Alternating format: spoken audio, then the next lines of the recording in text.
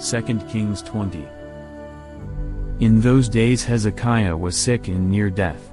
And Isaiah the prophet, the son of Amoz, went to him and said to him, Thus says the Lord, Set your house in order, for you shall die, and not live. Then he turned his face toward the wall, and prayed to the Lord, saying, Remember now, O Lord, I pray, how I have walked before you in truth and with a loyal heart, and have done what was good in your sight. And Hezekiah wept bitterly. And it happened, before Isaiah had gone out into the middle court, that the word of the Lord came to him, saying, Return and tell Hezekiah the leader of my people, Thus says the Lord, the God of David your father, I have heard your prayer, I have seen your tears, surely I will heal you.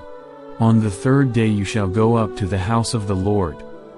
And I will add to your days 15 years. I will deliver you and this city from the hand of the king of Assyria, and I will defend this city for my own sake, and for the sake of my servant David. Then Isaiah said, Take a lump of figs.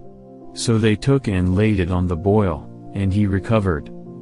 And Hezekiah said to Isaiah, What is the sign that the Lord will heal me, and that I shall go up to the house of the Lord the third day? Then Isaiah said, This is the sign to you from the Lord, that the Lord will do the thing which he has spoken. Shall the shadow go forward 10 degrees or go backward 10 degrees? And Hezekiah answered, It is an easy thing for the shadow to go down 10 degrees, no, but let the shadow go backward 10 degrees.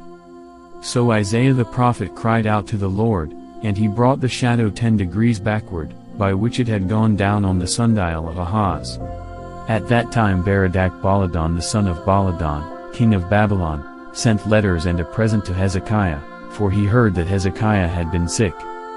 And Hezekiah was attentive to them, and showed them all the house of his treasures, the silver and gold, the spices and precious ointment, and all his armory, all that was found among his treasures.